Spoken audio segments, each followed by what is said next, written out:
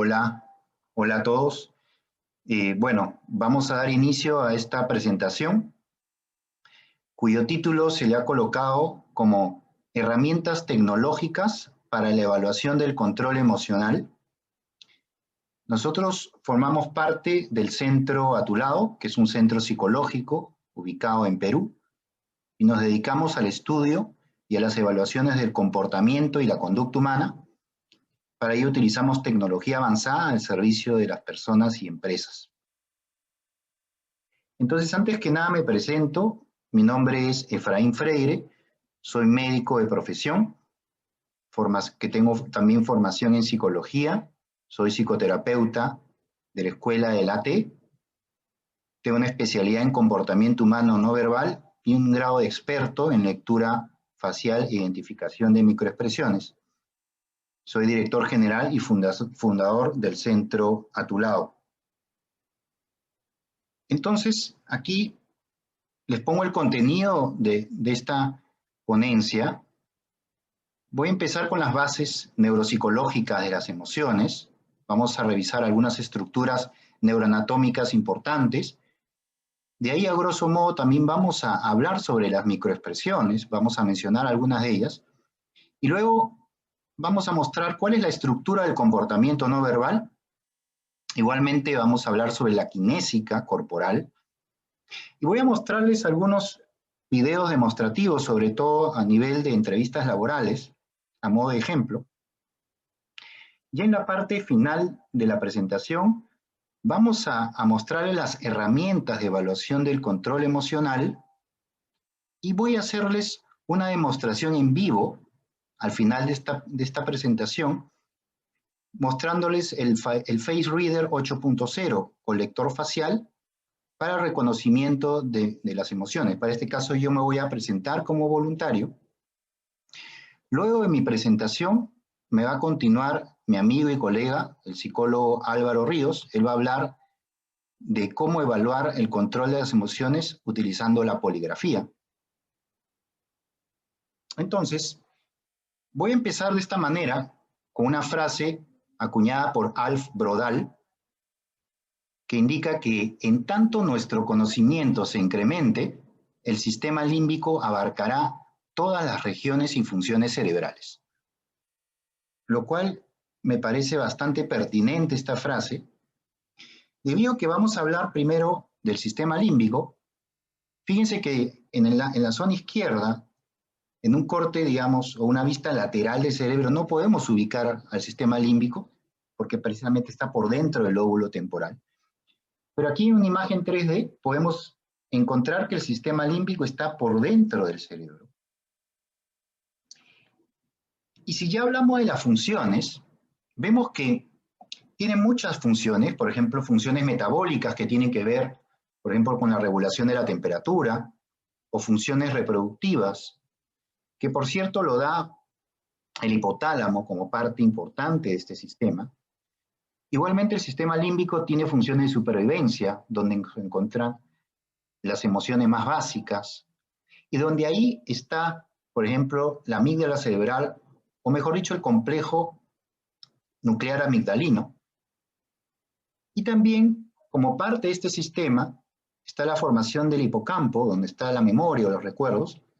Y fíjense en la imagen derecha, cómo es que esta amígdala, que tiene forma de almendra, tiene una, digamos, continuidad, está muy cercana a la estructura del hipocampo, donde están nuestros recuerdos, y de alguna manera esta estructura neuroanatómica nos hace pensar que precisamente nuestra memoria está muy relacionada a nuestras emociones, o mejor dicho, nuestros principales recuerdos están ahí debido a que precisamente ha tenido mayor componente emocional.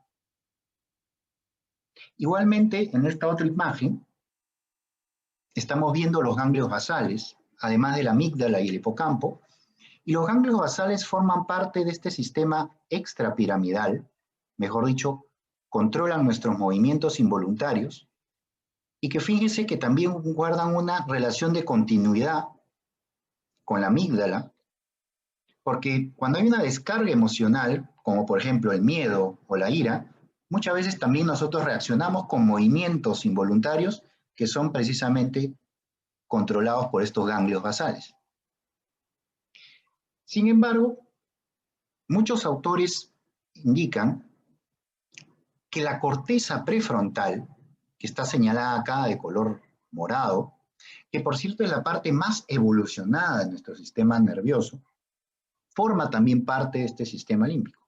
De hecho, esta corteza prefrontal es la contraparte a la amígdala. Entonces, si una amígdala dispara una emoción, esta corteza sería la que compensa, la que evalúa, la que sopesa y la que tendría una función clave para el control de nuestras emociones y obviamente generar un mejor juicio y una mejor toma de decisiones. Y aquí les traigo un ejemplo de cómo es que funcionan estos circuitos de nuestras emociones. Por ejemplo, aquí tenemos una figura de un león que está rugiendo. Ese es un estímulo que va a generar un desencadenamiento de un circuito eléctrico que va a ir al tálamo, que es un peaje, una estación, luego a la amígdala, donde va a desarrollar una reacción emocional, y finalmente va a llegar a la corteza prefrontal, que va a evaluar la situación. Pongámosle que ese león estaba en una jaula, o pongámosle que era simplemente un ruido de un disco donde estaba el ruido de un león, por lo cual no había realmente un león. Sin embargo, este circuito de las emociones tiene dos vías. Una vía lenta, que llega hasta la corteza prefrontal y es la que va a evaluar la situación finalmente.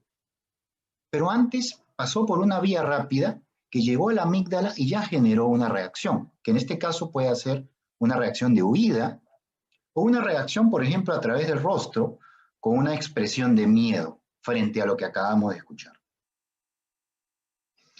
Igualmente, con estos ejemplos, quiero explicar cómo es que frente a un estímulo visual, como por ejemplo, estamos viendo un robo de un celular, que por cierto también nos puede generar una reacción con contenido emocional, este estímulo visual, antes de llegar a la corteza visual, va a pasar por una estructura del mesencéfalo llamada tubérculos cuadrigéminos, que en este caso es el tubérculo cuadrigémino superior, que va a controlar los movimientos de los globos oculares, y en este caso, al ser, digamos, un componente emocional, va a tener una desviación de la mirada hacia la derecha, por el mismo estímulo. En cambio, si por ejemplo, viendo esta billetera con billetes, nos preguntan, ¿cuántos billetes creemos que hay en esa billetera? Es una pregunta, digamos, un estímulo auditivo, pero con un juicio racional. En este caso también va a haber un impacto en en la misma zona del mesencéfalo, en los tubérculos cuadrigéminos, pero en este caso en los tubérculos inferiores. Y aquí más bien va a haber una desviación de los globos oculares hacia el lado izquierdo, porque es un juicio racional.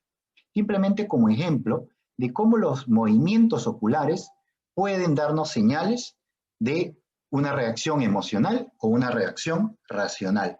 Y esto ocurre antes de que llegue a las cortezas visuales o auditivas respectivamente. Entonces vamos entendiendo de que hay una relación entre la amígdala, el tálamo, que es como el peaje o estación, y la corteza prefrontal. Es la corteza la que termina finalmente controlando o modulando nuestras emociones que se disparan desde esta zona más básica, que es la amígdala. Entonces, ya entrando al estudio de las emociones desde un enfoque neuropsicológico, podemos decir que todas las emociones, las agradables como las desagradables, son y forman parte de un proceso de adaptación y supervivencia de la especie humana. Las emociones, así como la expresión de las mismas, son innatas, aunque el aprendizaje puede ejercer algún tipo de influencia. Por otro lado, las respuestas emocionales, como las conductas defensivas o agresivas, han existido desde hace mucho tiempo como un proceso de adaptación y supervivencia de la especie humana. Algunos autores, en este caso Ostrowski, indican que el cerebro humano no ha cambiado durante la historia reciente. Por ejemplo, la amígdala sigue siendo la misma que la amígdala que tenía el hombre de Cromañón. Lo que sí ha cambiado y se sigue desarrollando de alguna manera son nuestras habilidades cognitivas. En este caso podríamos hablar, al decir habilidades cognitivas, de nuestra corteza prefrontal, que es la que acabamos de señalar. Pero, ¿qué quiere decir esto? ¿Que nuestras emociones de alguna manera son negativas o no nos ayudan? Es todo lo contrario. Fíjense, ¿qué pasaría si no tuviésemos emociones? Eso tiene una denominación, es una enfermedad que se llama alexitimia, que es la incapacidad de expresar las emociones verbalmente, por tener dificultades para identificarlas y darse cuenta de las manifestaciones físicas de ellas mismas. Estas personas con alexitimia tienen una imaginación muy limitada, un estilo cognitivo bastante concreto e inclusive se ha visto que tienen un mayor riesgo de mortalidad a mediano plazo. Entonces, fíjense la importancia de contar con este sistema límbico y con nuestras emociones. Pero la pregunta aquí cae por su propio peso. ¿Cómo se pueden evaluar las emociones? Y aquí yo quisiera introducir a un maestro, que es el doctor Paul Ekman. El doctor Ekman fue quien comparó diferentes expresiones faciales, comparándolo en diferentes culturas en el mundo, y demostró su universalidad. Él también decodificó cada uno de los movimientos del rostro correspondientes a una emoción y los llamó microexpresión. De hecho, el doctor Ekman fue quien creó y validó el FACS.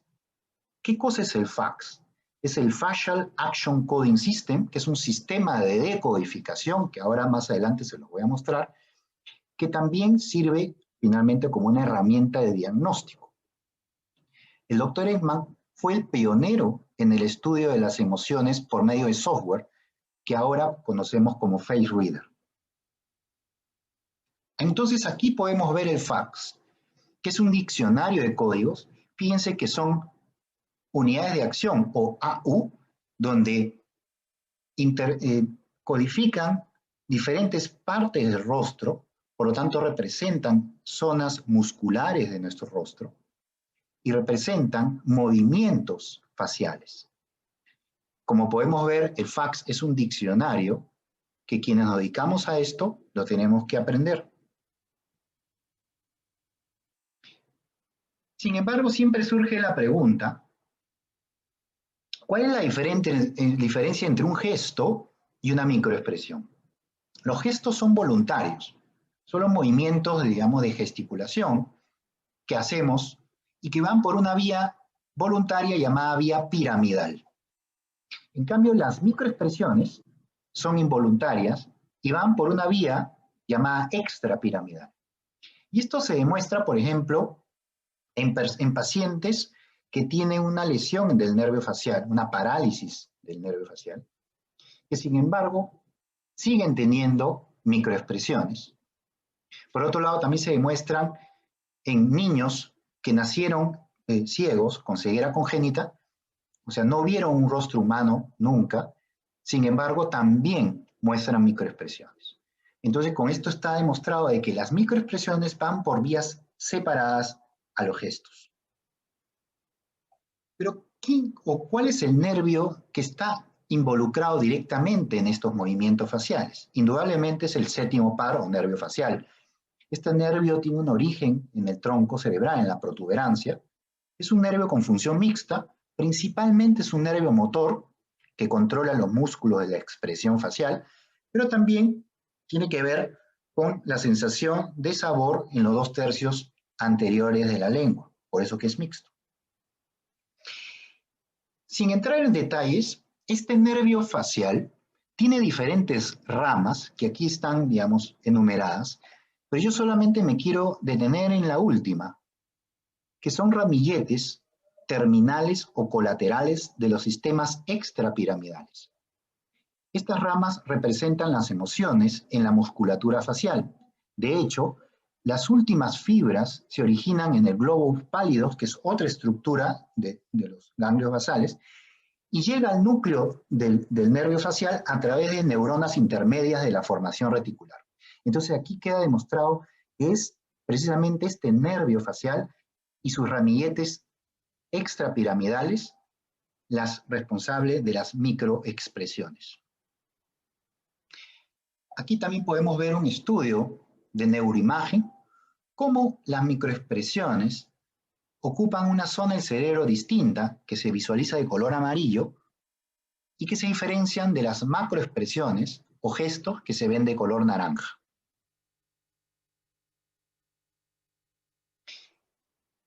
Entonces surge interés también de ver desde qué momento de la vida estas microexpresiones ya se están de alguna manera formando. Los estudios indican que es alrededor de la cuarta semana de vida en la cual comienzan a formarse.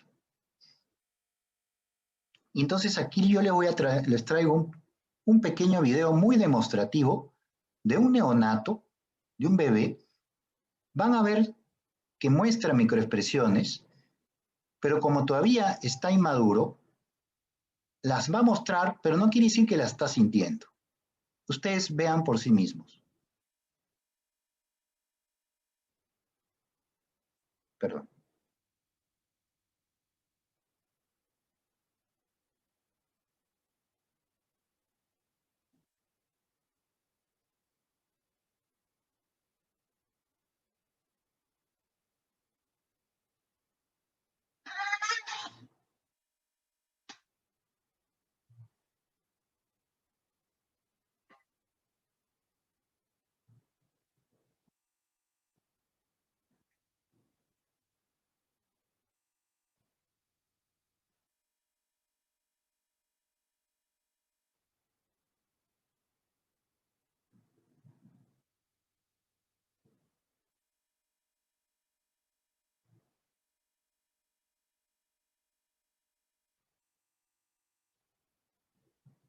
Ok, muy interesante, por cierto.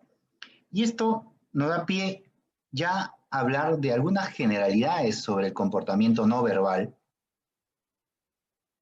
Por ejemplo, autores como Mauer y Reinemann dicen o dijeron que el 55% del efecto de nuestra comunicación proviene del lenguaje corporal, el 38% proviene de nuestra voz y apenas el 7% del contenido de las palabras.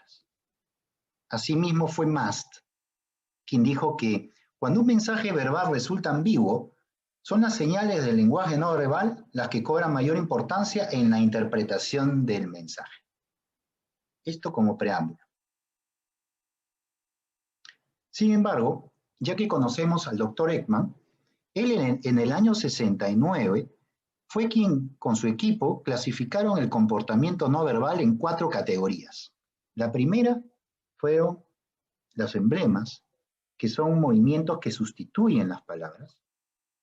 Luego los ilustradores, que son movimientos que complementan el diálogo. Los adaptadores o manipuladores, que más bien son movimientos que grafican tensión o ansiedad. Y por último, las microexpresiones, que hemos visto que son contracciones involuntarias de los músculos faciales que duran apenas una vigésima de segundo. Entonces aquí les traigo solamente como unas perlas de la importancia de poder, por ejemplo, entender o interpretar las microexpresiones. Aquí tenemos una mirada triste. De alguna manera esta chica podría decir que tiene una tristeza oculta, pero ¿cómo lo sabemos? Fíjense en el tercio externo de su párpado superior. La caída de ese tercio externo del párpado superior es una señal de tristeza. No encontramos otra señal en el rostro, solamente esa. Igualmente, si queremos ver una sonrisa verdadera, llamada la sonrisa de Duchenne, tenemos que observar, por ejemplo, la contracción de los párpados inferiores, pero en simultáneo una contracción de las mejillas y en simultáneo una elevación de la comisura labial o del ángulo de la boca que vayan siempre hacia arriba. Por otro lado, una sonrisa verdadera siempre debe ser simétrica. Y comparémosla con esta otra, que es falsa. Y asimismo, nos ayuda a interpretar emociones complejas, como por ejemplo esta emoción, que es una emoción compuesta porque realmente hay más de una emoción. Esta chica, fíjense cómo eleva el labio superior un tanto más el lado izquierdo que el derecho. Esa es la señal clásica de indignación. Por otro lado, vemos el signo de la T, que se encuentra justo en la frente, entre sus cejas. Esa es otra señal clásica de tristeza. Entonces, aquí vemos que ella está sintiendo indignación y tristeza, por lo tanto es una emoción compuesta. Igualmente, el estudio del comportamiento no verbal tiene como campo la kinésica corporal. La kinésica nos ayuda, por ejemplo, a poder entender el nivel de atención que la persona tiene, por ejemplo, hacia nosotros que estamos hablando sobre un tema. Y aquí la kinésica nos habla de ejes corporales. El primer eje, de mayor importancia, es el tórax. El segundo eje se encuentra en los pies, en nuestros pies, y el último eje, que a veces equivocadamente pensamos que es lo más importante, pero es lo tercero, sería dónde ponemos nuestro rostro. ¿Y eso en qué nos ayuda? Por ejemplo, en el ámbito clínico, para lo que nos dedicamos a la clínica, ya sea en la parte médica, la parte psicológica, ¿dónde está orientado nuestros pacientes? Estamos hablando del tórax o su eje torácico. También nos ayuda, por ejemplo, en el ámbito social o, por ejemplo, laboral, para también entender algunas interrelaciones humanas o poder explicarlas también. Igualmente, la kinésica estudia las posturas, que pueden ser, en este caso, posturas alfa o posturas beta. De hecho, estas imágenes que están aquí hablan por sí mismas y podemos ver realmente en ámbitos sociales o en la política quién es el que realmente manda. Igualmente, los movimientos de los brazos tienen sus propios estudios. Si hablamos de amplitud, para estudiar el grado de emoción, la velocidad, que denota autocontrol, la repetición, que es énfasis, la simetría del movimiento, que habla de equilibrio, la trayectoria de los mismos, que habla de una proyección, la sincronía, que es sinónimo de concentración, y finalmente el contacto visual, que habla de interés. Avanzando en esto, en la kinésica también se estudian los llamados ilustradores. Los ilustradores son complementadores del diálogo verbal, y aquí ustedes pueden ver los distintos tipos de ilustradores que cuando, por ejemplo, se analiza una conversación o, por ejemplo, una entrevista de trabajo, uno de los puntos que se detallan es cuánto la persona, por ejemplo, usa ilustradores y de qué tipo. Estos ilustradores, de hecho, tienen sus propias características de acuerdo al movimiento. Pueden ser centrífugos, pueden ser centrípetos, pueden ser ascendentes o pueden ser descendentes. Sin embargo, todo ilustrador se debe evaluar de acuerdo a la circunstancia y al contexto donde ocurre. Ya se había mencionado que los emblemas son movimientos que precisamente reemplazan a las palabras. Por ejemplo, el decir sí con la mano, o el decir no con la mano, o el decirle a alguien que se acerque, o más bien que se detenga, son ejemplos clásicos de emblemas. Asimismo, en kinésica se estudian los adaptadores, o también llamados manipuladores, que son movimientos directamente relacionados a estados emocionales de tensión y ansiedad. Podemos ver algunas, digamos, interpretaciones de estos movimientos.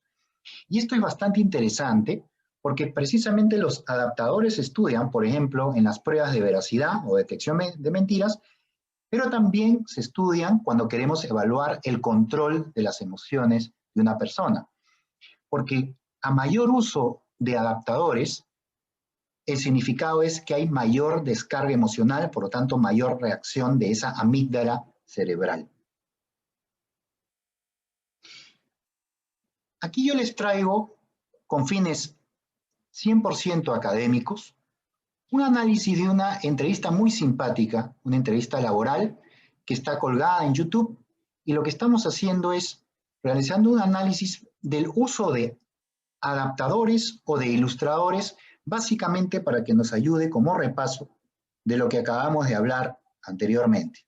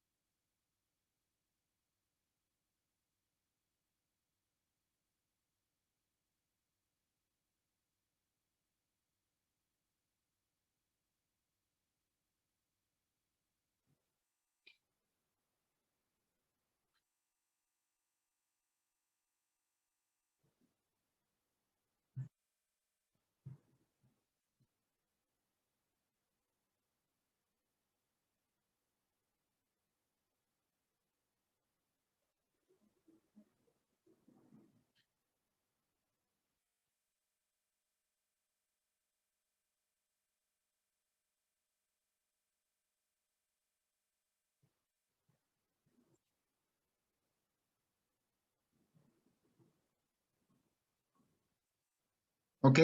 Muy bien. Y aquí entonces podemos o pudimos ver eh, los adaptadores o ilustradores en una entrevista laboral. Y continuando con la charla, fíjense que el estudio del comportamiento no verbal es bastante amplio. Cada vez más aparecen publicaciones en el campo médico, en el campo de la psicología, en el campo judicial o legal y también en el campo laboral y en la selección de personal.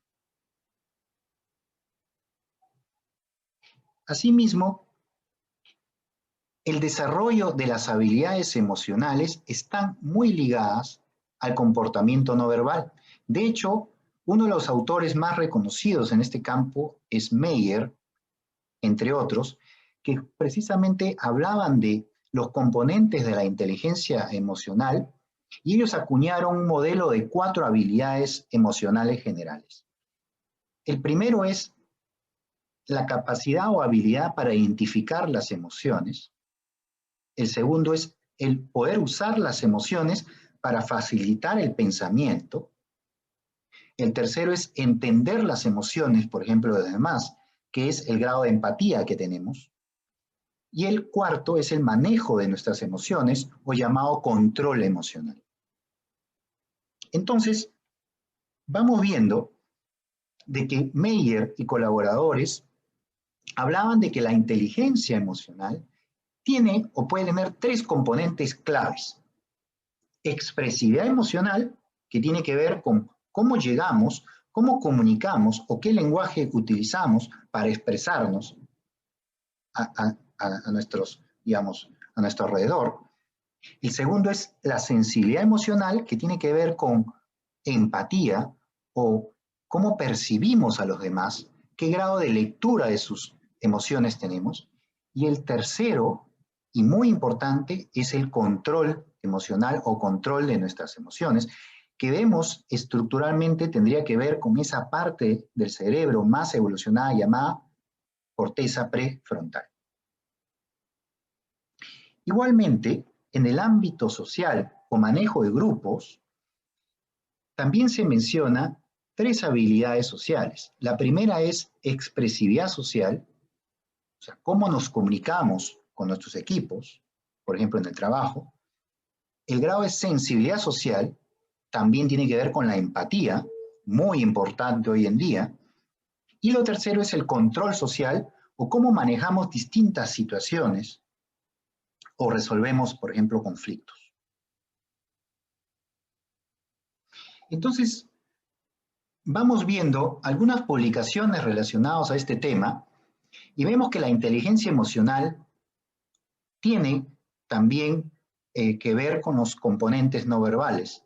De hecho, existe una correlación directa entre las habilidades no verbales con altos puntajes de inteligencia emocional, como lo indican las publicaciones. Asimismo, el comportamiento no verbal influye en el desarrollo de la inteligencia emocional. Podemos ver que el grupo de Ekman menciona en sus estudios que la comunicación no verbal juega un rol más importante en el liderazgo de grupos que incluso la comunicación verbal en todos los grupos estudiados. Por otro lado, el comportamiento no verbal puede indicar nuestro estado emocional y a su vez influir en cómo nos conectamos con nuestro entorno. Por último, cuando logramos percibir nuestros propios movimientos y gestos, estos los podemos usar a nuestro favor y generar mejor impacto con nuestros pares. Aquí les traigo un interesante estudio que habla de diferencias de géneros en relación a liderazgo versus expresividad facial. Y fíjense que ninguno de los dos géneros es superior al otro, pero claramente son distintos. Por ejemplo, en las mujeres se observa de que cuando se tiene una expresividad facial media, esa expresividad facial es la que arroja mayor nivel de liderazgo. En cambio, en los hombres es totalmente opuesto. La expresividad facial más pobre o aquella más alta son los que arrojaron mayor puntaje de liderazgo. Muy interesante este estudio. Asimismo, autores como Meyer y Salovey hablan de que, en términos generales, la inteligencia emocional hace referencia a la capacidad de monitorear los sentimientos y emociones propios y de los demás para discriminar entre ellos y así utilizar esta información para guiar el pensamiento y la acción. Otros autores como Ornstein hablan de que la inteligencia emocional es en el fondo una actividad no verbal del cerebro derecho. Por lo tanto, pensar y sentir son dos tipos distintos de actividad cerebral, cada uno derivado de las capacidades diferenciales de procesamiento de información de la zona izquierda y hemisferio derecho de nuestro cerebro. Asimismo, otras publicaciones hablan de la relación entre la inteligencia emocional y la capacidad de decodificar emociones.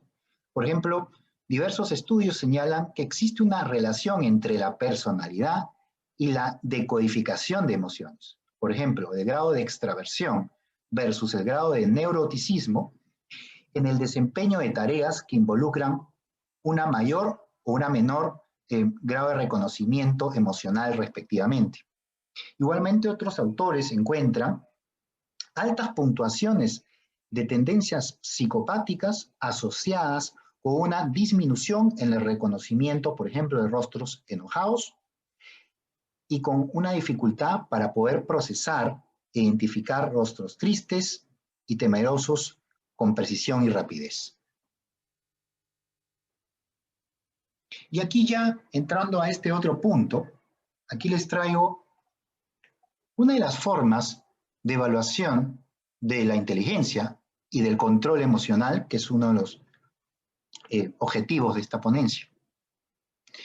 No podemos obviar al autor Meyer, quien fue uno de los que precisamente elaboró estos inventarios o este cuestionario de evaluación de inteligencia emocional, y dentro de él está también la forma de evaluar el control de nuestras emociones.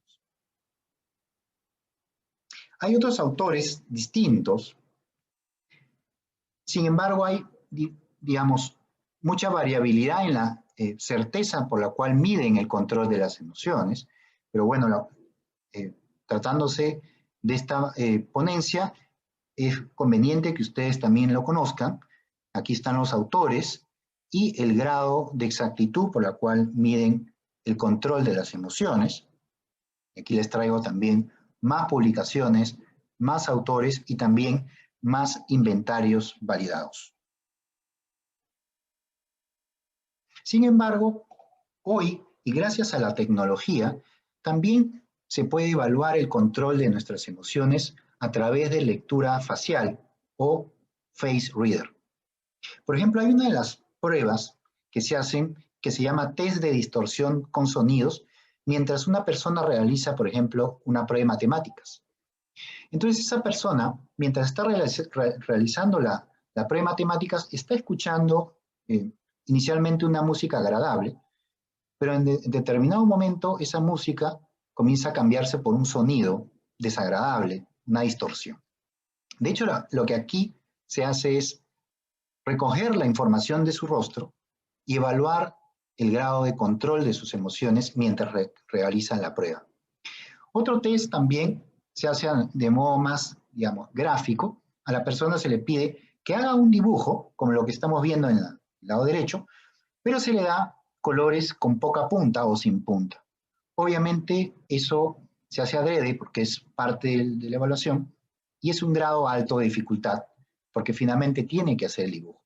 Lo que se va recogiendo a través del lector facial son las emociones que esas personas tienen en el momento que tienen que realizar ya sea la prueba matemática o en este caso el dibujo gráfico. Entonces, podemos ir resumiendo que a través del FACS, o sea, el Facial Action Coding System, que es el gol estándar de la evaluación de las expresiones emocionales humanas, podemos estudiar las emociones con un alto grado de certeza. De hecho, el lector facial o face reader, en sus estudios de validación, arroja un resultado de 93% de certeza. Hay cada vez más publicaciones al respecto y diferentes campos de estudio e investigación. Entonces aquí podemos ver que este lector facial, por ejemplo, arroja análisis de las emociones en porcentaje, lo podemos programar para que sea en porcentaje. También puede evaluar los hemirrostros por separados, o sea, el hemirrostro derecho separado del izquierdo. Puede también evaluarse una acción específica, como por ejemplo esta señorita que está comiendo algo. También tiene esa capacidad de medir nuestra frecuencia cardíaca en simultáneo a la cual detecta nuestras emociones. Y también puede evaluar a más de una persona a la vez. En este caso, por ejemplo, cuando dos personas están interaccionando. Bueno, entonces esto es lo que es parte de la presentación que yo quería mostrarles. Este es mi contacto. De hecho, pueden conocer los servicios de Atulado en la página web que es www.atuladosalud.com. Ahí se encuentran todos los servicios, tanto del área de la psicología como de evaluación del comportamiento humano que estamos presentando. También los que gustan pueden escribirme directamente a mi correo, efrain.freire@atuladosalud.com, o contactarnos al teléfono que aquí se señala. Sin embargo, en la parte final de mi presentación, yo había prometido mostrarles cómo es que funciona el lector facial o face reader. Entonces es lo que voy a hacer.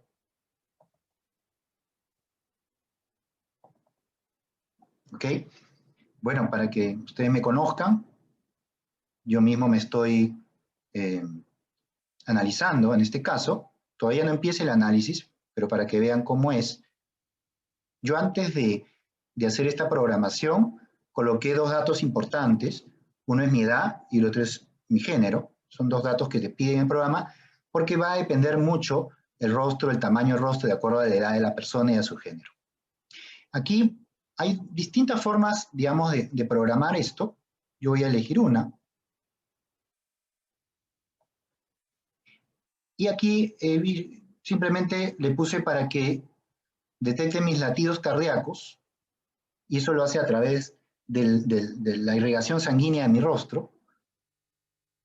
Aquí vamos a ver la intensidad de mis emociones en barras. La puedo también poner en pie o de distintas maneras. Y aquí abajo las emociones que sienta a modo de curvas. Si yo quisiera, también puedo simplemente separar las emociones y analizar una de ellas, ya sea, por ejemplo, miedo, o ira, o alegría, o tristeza, la que yo quiera. Y otras formas también de estudiar, por ejemplo, además de emociones, se puede estudiar también el dolor, o diferenciar el dolor con el componente emocional. Eso es un campo interesante, por ejemplo, de la parte médica o psicológica. Entonces aquí voy a empezar y con eso yo voy a quedarme con este análisis que voy a empezar en este momento. Vean cómo me está analizando distintas emociones. Yo hablo, espero que les haya gustado, por ejemplo, mi presentación, que sea de provecho, nos pueden escribir.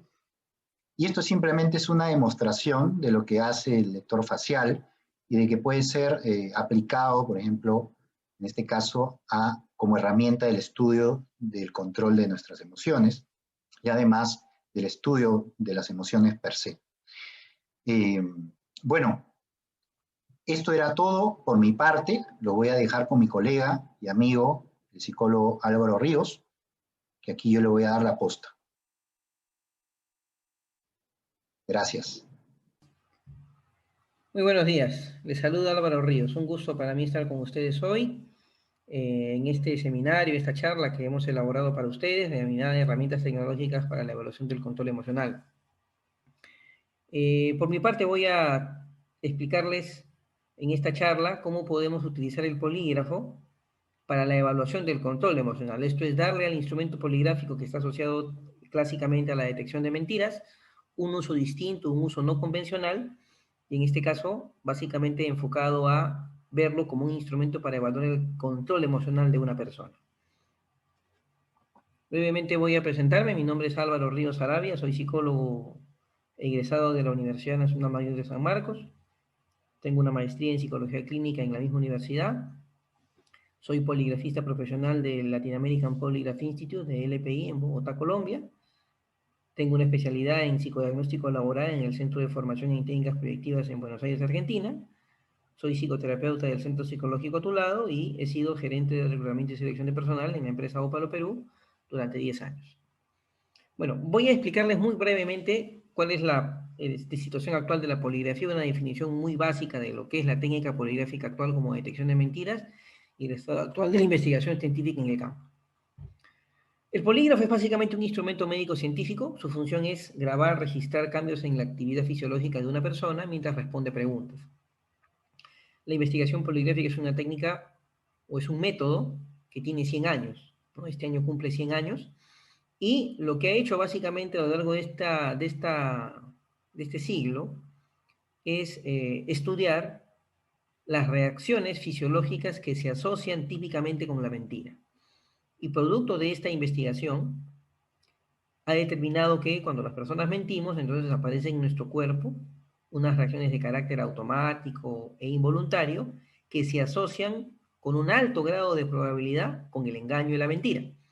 Y esta es la piedra clave sobre la que descansa toda la evaluación poligráfica, ¿no? La evaluación poligráfica busca determinar si al momento de responder las preguntas del examen aparecen o no en nuestro cuerpo, en el cuerpo del evaluado, estas reacciones fisiológicas que se conocen como reacciones de engaño o mentira.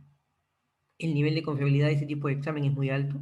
Está actualmente catalogado como una prueba con una confiabilidad que oscila entre el 95 al 96%. Y una de sus principales características es que se trata de una evaluación que está basada básicamente en hechos objetivos, en este caso en el registro fisiológico de una persona al momento de responder preguntas y a validar si mintió o no en función a si aparecen en su cuerpo o no estas reacciones fisiológicas denominadas reacciones de engaño o mentira. Lo que ven en pantalla es un polígrafo, ¿no? Clásicamente un instrumento computarizado como los que hoy usamos. Lo que ven en la pantalla básicamente es el polígrafo con sus 5 componentes más importantes, ¿no? El datapack, que es la caja plateada que ven ustedes en la imagen.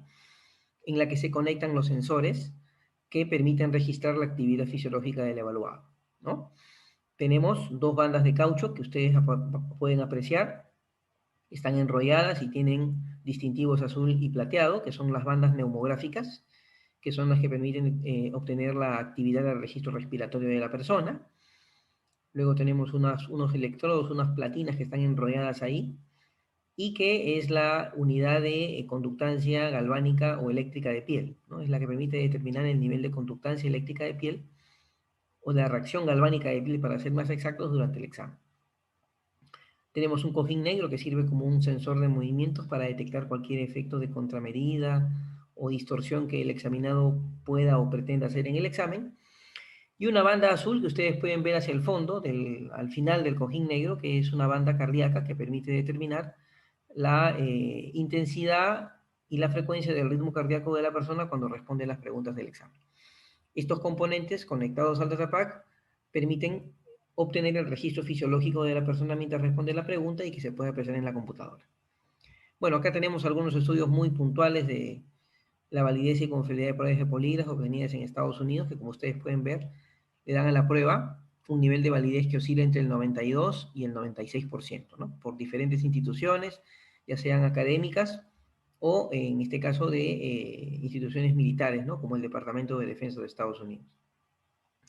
La validez del examen poligráfico para detección de mentiras está certificado por dos sociedades o comunidades científicas que le atribuyen el carácter de disciplina científica, en este caso la ASTM y la AFC, la American Association of Forensic Science, la última, y la American Society for Testing and Materials, ¿no? Ambas comunidades científicas reconocen a la poligrafía como una disciplina científica dentro del campo de la ciencia forense.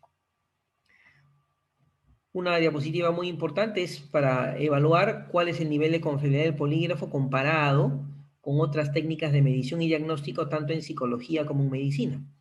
Y si bien es cierto, es una investigación que data del año 2001, creo que puede dar mucha claridad respecto al nivel de confiabilidad que tiene el instrumento poligráfico para, en este caso, la detección de mentira, ¿no? Su capacidad para este fin está, como ustedes pueden apreciar en la gráfica de barras, cerca al 90%, comparadas con técnicas altamente utilizadas y confiables en el campo médico y psicológico, como por ejemplo la resonancia magnética, la tomografía computarizada, el ultrasonido, la rayos X, el DSM-4 o el MMPI. Entonces hablamos de un instrumento y un método que tienen un alto nivel de confiabilidad, que nada tiene que envidiar a otro tipo de técnicas ampliamente reconocidas como métodos confiables en otros campos de aplicación, como son la medicina y la psicología. Bueno, acá les he querido traer para que tengan una ilustración muy rápida de cómo es una carta poligráfica, o sea, cómo es el registro que se obtiene al evaluar a una persona con el polígrafo. Y lo que se ha señalado con flechas celestes revelan las reacciones fisiológicas que aparecen en el cuerpo de una persona cuando miente, ¿no? Que son las famosas reacciones de engaño o mentira, ¿no? En este caso vemos dos. La primera es una apnea, que pueden observar ustedes en la flecha que está en la parte superior, que es una suspensión del ritmo respiratorio.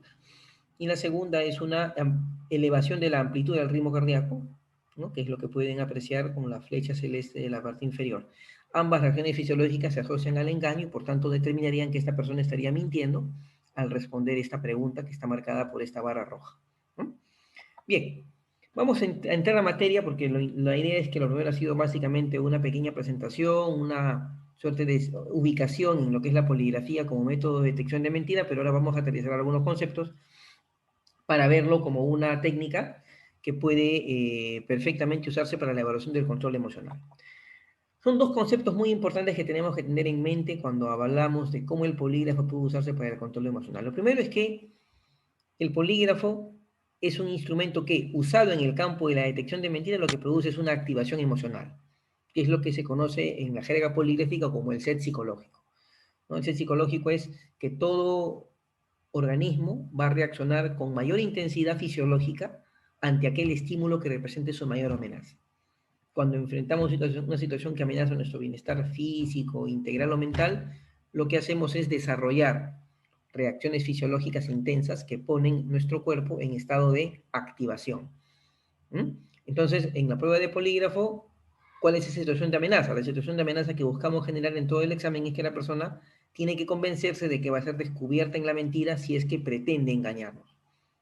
Y esa amenaza es lo que produce una activación emocional en el sujeto.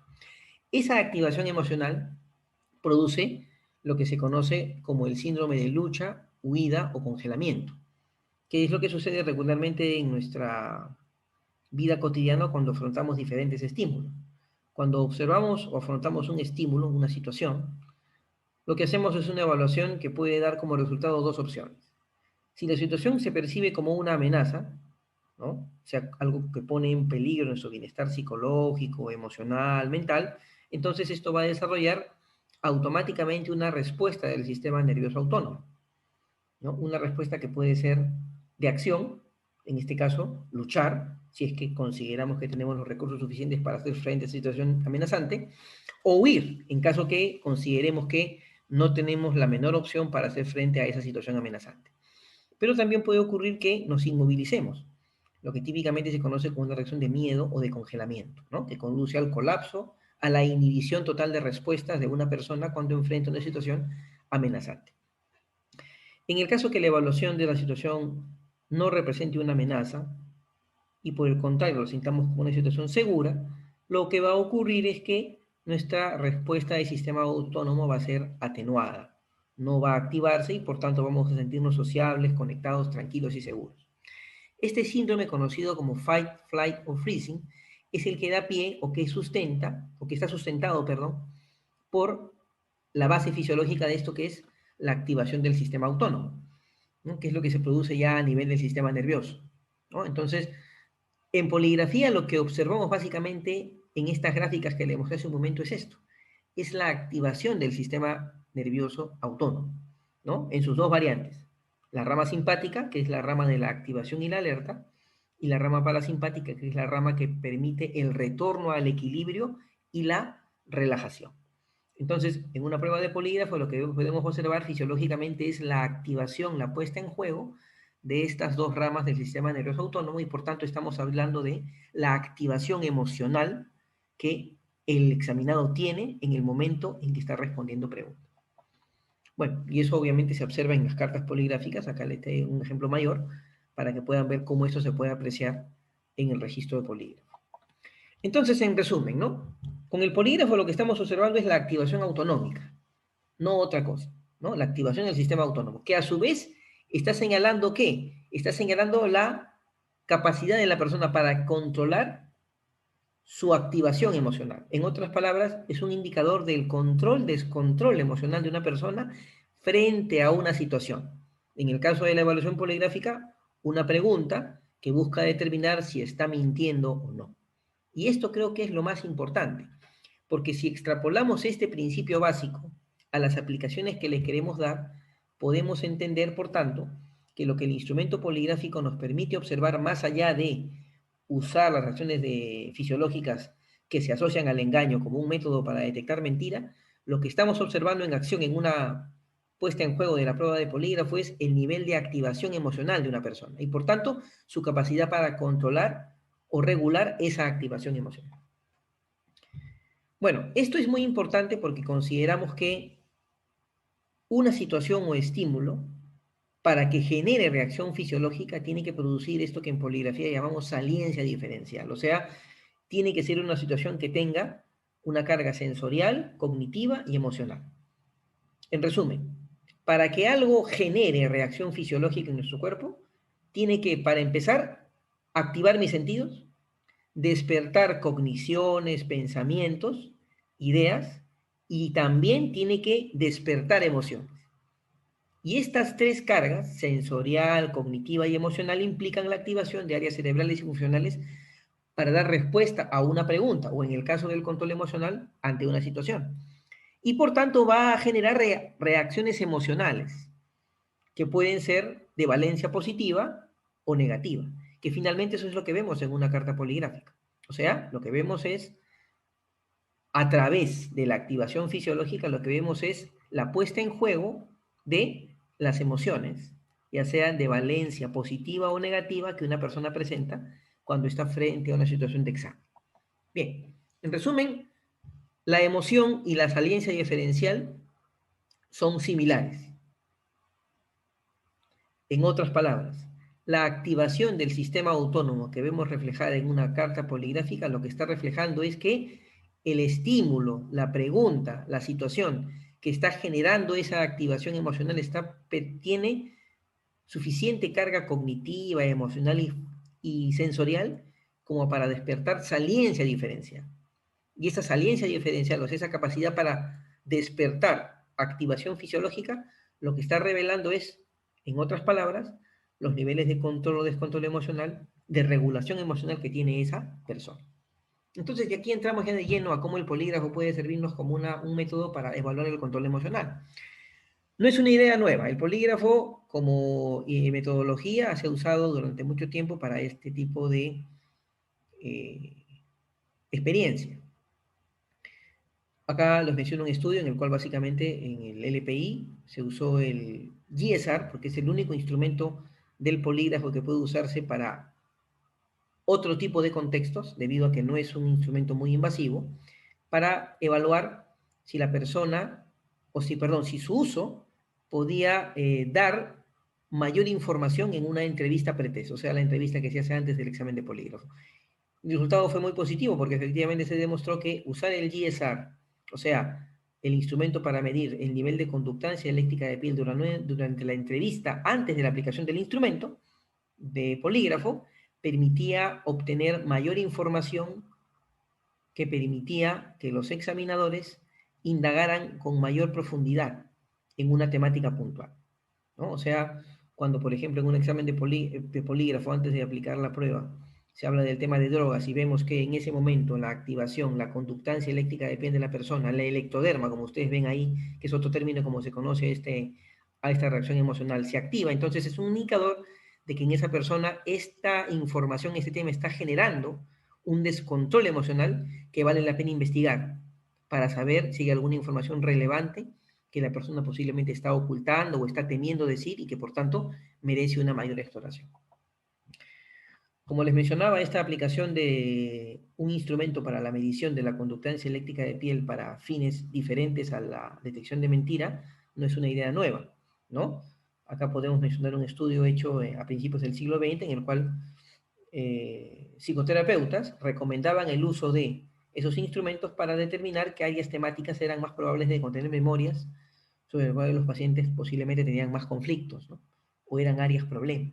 A pesar de que la persona podía negar, por ejemplo, que tenía problemas relacionados con la rivalidad con un hermano, con su padre, con su madre o con alguna persona en particular, pero al contrastar esa información verbal con lo que aparecía como activación fisiológica, el terapeuta tenía una información objetiva que le permitía concluir que había algo ahí que estaba incomodando emocionalmente a la persona y que valía la pena estudiar.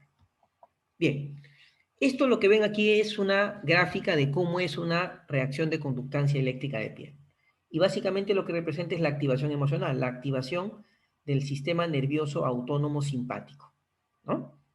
Y también del parasimpático cuando esta activación tiende a regresar a la línea base, ¿no? Entonces, lo que es la expresión de los sistemas de emoción, alerta y atención. O sea, cuando vemos una activación de la conductancia eléctrica de piel, lo que estamos viendo realmente es que se activan en ese momento en la persona emociones, un nivel de alarma y al mismo tiempo su nivel de atención.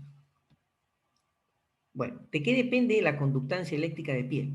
¿De qué depende que podamos obtener este tipo de gráfica en un examen cuando hablamos de una persona? Pues básicamente depende de neurotransmisores y de una base neurofisiológica, ¿no? El neurotransmisor que permite que haya conductancia eléctrica de piel es la acetilcolina, ¿no? Y las vías involucradas en esta activación de conductancia eléctrica de piel tienen que ver con activación de corteza premotora, el hipotálamo y el sistema límbico y la formación reticular. ¿Cómo así la conductancia eléctrica de piel puede indicarnos o puede ayudarnos para evaluar el control emocional? Hay estudios, por ejemplo, que indican que es muy importante para evaluar cuánta reactividad emocional podemos apreciar en una persona ante determinado tipo de estímulos. Acá se menciona un estudio, por ejemplo, que se hizo con niños que tenían tendencia a la psicopatía, y el estudio demostró que los niños con tendencia a la psicopatía tenían una baja reacción de conductancia eléctrica de piel cuando veían estímulos angustiantes, ¿no? Imágenes angustiosas, por ejemplo, cuando se les pasaba diapositivas de niños llorando o sufriendo o que estaban experimentando un dolor. Ese tipo de estímulos en estos niños con tendencia a la psicopatía no producían una reacción de conductancia eléctrica de piel significativa comparadas con los niños control, que eran niños, digamos, vamos a llamarlo así, que no tenían tendencia a la psicopatía. Lo que no significaba que estos niños con tendencia a la psicopatía no reaccionaran con fuertes reacciones de conductancia eléctrica de piel cuando veían imágenes amenazantes, o sea, imágenes que producían miedo o terror. Entonces aquí lo que demostró este estudio es que en el caso de niños con tendencia a la psicopatía, a lo que eran insensibles eran a las señales de dolor o angustia que podían ver reflejadas en otras personas, pero no ante estímulos que los amenazaran directamente o que podían poner en peligro su integridad física, ¿no? Bien. En una activación de conductancia eléctrica de piel lo que podemos ver son en acción dos fases o etapas, ¿no? Una fase tónica, que es, digamos, la fase de equilibrio, en la cual no hay mayor activación, y una fase fásica en la cual se puede ver directamente ya la activación de la conductancia eléctrica de piel, lo que podemos ver esa onda, ¿no? Y bueno, acá tenemos una mayor descripción de esa conductancia eléctrica de piel, que básicamente hace referencia a la activación del sistema nervioso autónomo. Lo que vemos cuando apreciamos un registro de este tipo es la activación del sistema nervioso autónomo en su variación simpática y parasimpática. Es un aumento en la conductancia eléctrica de piel lo que observamos cuando hay una activación autonómica simpática que regularmente dura entre 10 a 20 segundos desde su inicio hasta su retorno a la línea basal o línea base, ¿no? ¿Qué parámetros usamos para medir la conductancia eléctrica de piel en relación al control o descontrol emocional? Básicamente son 4. La amplitud de respuesta es 1, el tiempo de latencia, el tiempo de elevación y el tiempo medio de recuperación. Estos 4 parámetros nos van a indicar cuánto nivel de control o descontrol emocional siente una persona cuando está frente a un estímulo o una situación en particular, ¿no? Acá lo podemos ver gráficamente. Ante la presencia de un estímulo, lo que es un periodo de latencia, o sea, algo así como un periodo de espera entre la presentación del estímulo y el inicio de la reacción fásica, de la activación emocional simpática. Entonces, la latencia indica básicamente cuánto tiempo media entre que la persona procesa el estímulo y reacciona ante él. Se entiende que cuando hay una mayor latencia, hay un mayor nivel de control emocional, un mayor procesamiento de esa información. En cambio, cuando el tiempo de latencia es menor, uno puede inferir que el tiempo de procesamiento de esa información emocional es menor y por tanto hay un mayor descontrol o desregulación emocional. También tenemos ahí la amplitud, que básicamente vendría a ser la altura, ¿no?, que alcanza la activación de la conductancia eléctrica de piel en su fase fásica. Se entiende que hay una mayor amplitud a una mayor altura, entonces hay un mayor descontrol emocional, una mayor desregulación emocional. El tiempo de elevación es el tiempo que media entre el inicio de la reacción de conductancia eléctrica de piel y su llegada al punto máximo de elevación, ¿no? Ese tiempo de elevación es un indicador también de cuánto control o descontrol emocional siente la persona. Se entiende que cuanto mayor tiempo de elevación tiene esta reacción, entonces mayor es el descontrol emocional que la persona siente ante el estímulo.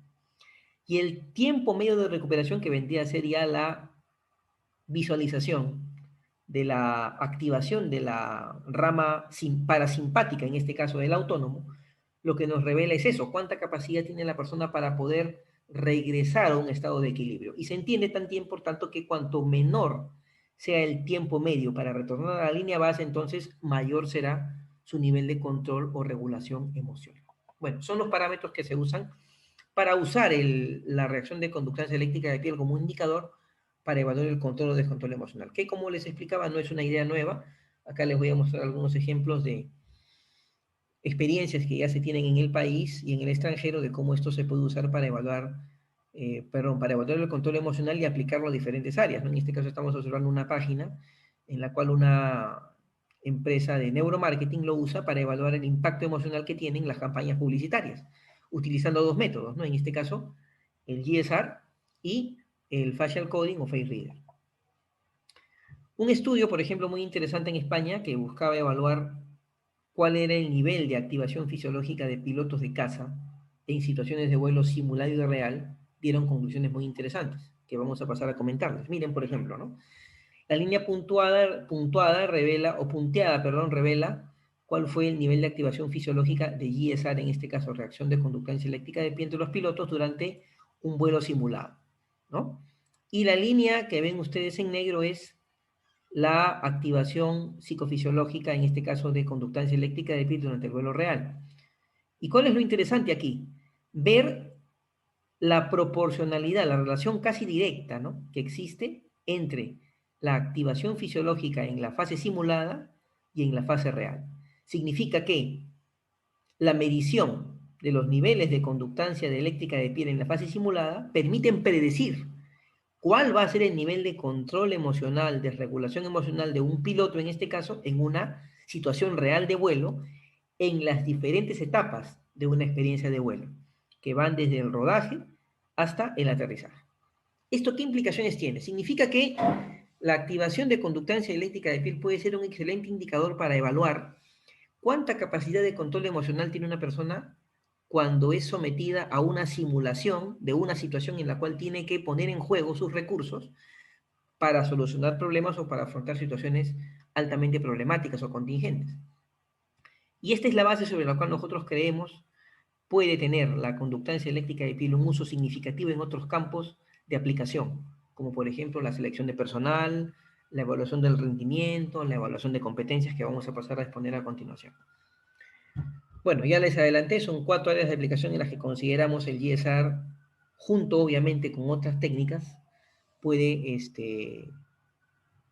tener grandes resultados, puede optimizar procesos, ¿no? En este caso consideramos que puede ser muy útil para entrevistas de selección de personal, para evaluación de competencias, para evaluación de rendimiento, así como para validación de actitudes ante situaciones de peligro o de riesgo en un trabajo. ¿Cuál es el fundamento de esto? Las neuronas espejo, un descubrimiento hecho por Giacomo Risolati, en la Universidad de Parma, en Italia, en el año 96. Puntualmente, ¿qué significa esto?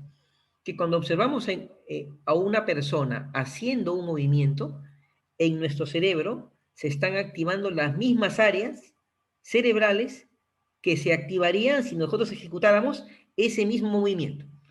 Vendría a ser algo así como un reflejo, ¿no?, de la actividad que vemos afuera en nuestra mente.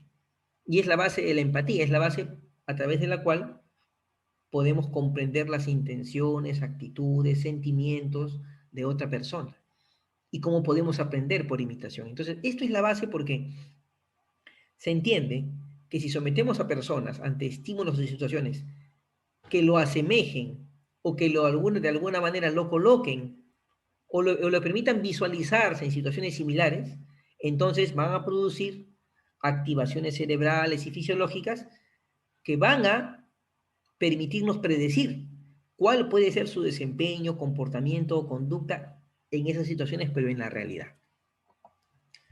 ¿Cómo introducimos el GSR en una evaluación? Básicamente es pues colocar los instrumentos, en este caso los electrodos, en los dedos del evaluado, indicarle que no debe moverlos y que obviamente va a permitirnos medir su nivel de control o descontrol emocional cuando le presentemos situaciones o estímulos que obviamente lo puedan trasladar imaginariamente a situaciones reales que va a vivir en un trabajo, por ejemplo, ¿no?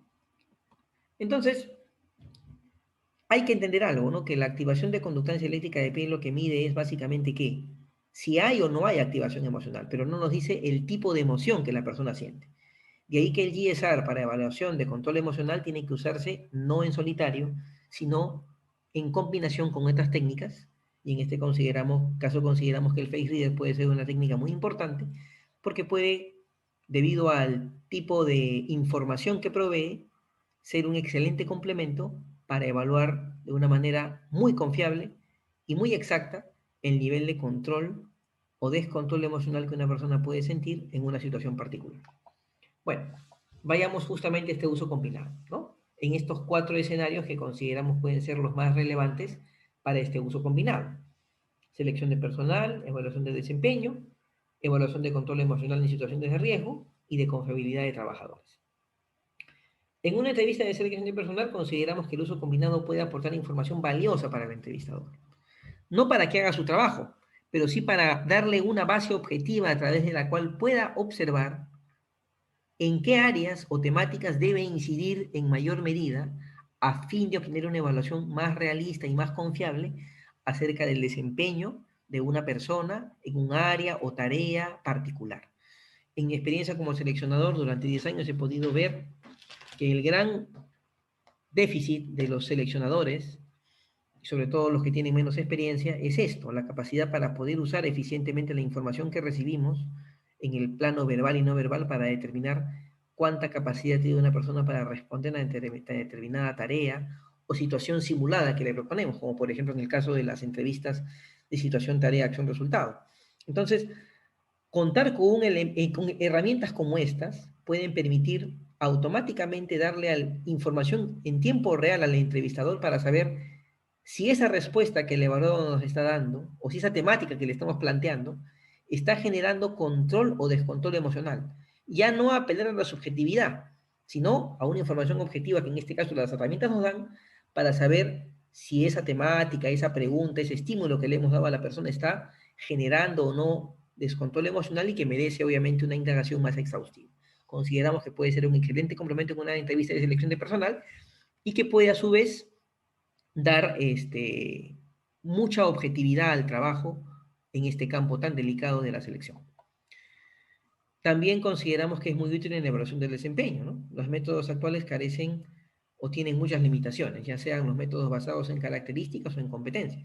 Consideramos que el uso de estas tecnologías pueden permitir una evaluación de desempeño mucho más adecuada y objetiva, ¿no? Sometiendo a la persona a situaciones que simulen situaciones reales, podemos obtener a través de estos instrumentos una medición objetiva de cuánta capacidad de control emocional tienen cuando tienen que desplegar las competencias que requieren esas tareas, ¿no? Puede aplicarse, por ejemplo, para evaluar capacidad de venta en vendedores, capacidad de persuasión, capacidad de atención al cliente en gente que tiene que ese tipo de trabajo, capacidad para el manejo de aula en profesores, capacidad para manejo de quejas o reclamos en personal de salud, en fin, las aplicaciones son múltiples y consideramos que estas herramientas pueden ser excelentes para evaluar de manera objetiva el desempeño de un trabajador. Asimismo, para evaluar cuánto control emocional puede experimentar una persona o un trabajador en una situación de riesgo. Pongámonos a pensar en trabajadores, por ejemplo, que van a afrontar en algún momento situaciones que va a poner a prueba su capacidad de control emocional para resolver adecuadamente una tarea. Personal de salud, bomberos, agentes de seguridad, personas que manejan materiales o sustancias peligrosas, ¿no? Entonces, este tipo de tecnologías pueden permitir una medición objetiva y real a través de situaciones simuladas o estímulos para evaluar cuánta capacidad real tienen estas personas de controlar emociones en esas situaciones. Y por tanto, darle a este tipo de evaluación un peso mayor, una objetividad mayor que la que actualmente tienen. Y por tanto, asegurarse que estamos colocando a las personas adecuadas en estos puestos que son tan claves y que constituyen para muchas empresas el foco de su negocio, ¿no? Bien, por último, consideramos que el Face Reader, junto con el polígrafo, ya no solamente con el GSR, sino con todo el equipo poligráfico, puede ser una excelente metodología combinada para la detección de mentiras. Consideramos que la prueba poligráfica puede complementarse perfectamente con el lector facial, pues puede permitir dar al resultado que se obtiene de la evaluación del registro fisiológico un mayor peso asociándolo a los resultados que se obtienen mediante la aplicación del Face Reader o software de reconocimiento facial, porque consideramos que ambas informaciones pueden automáticamente darle mayor confiabilidad a las conclusiones a las que llegamos. Podemos, por ejemplo, en la entrevista que se hace antes de la aplicación del polígrafo, evaluar la cantidad de emociones, el tipo de emociones que la persona experimenta cuando se toca la problemática o los temas puntuales que se van a evaluar con el polígrafo y, por tanto, darle mayor peso a las conclusiones a las que llegamos. Bueno, espero que la charla haya sido de su agrado y esperamos contar con sus consultas porque consideramos que tenemos una gran oportunidad para servirles y para adecuar esos servicios para cada una de las necesidades que ustedes puedan tener, llámense profesionales de área de recursos humanos, dueños de negocios o personas que sencillamente estén muy interesadas en hacerse de herramientas para evaluar el control emocional a nivel clínico o a nivel empresarial, organizacional. Ha sido un gusto compartir con ustedes esta charla y les agradezco mucho su presencia el día de hoy.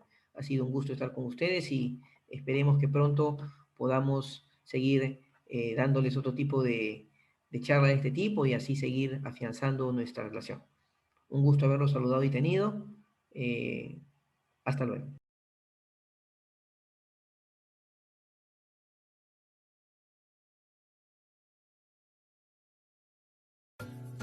Hola, soy Efraín Freire, médico de profesión y psicoterapeuta, con formación en neuropsicología y tengo una especialización en comportamiento humano no verbal. ¿Una vez has tenido la duda sobre aquella persona que estabas contratando y querías saber si realmente era la más adecuada?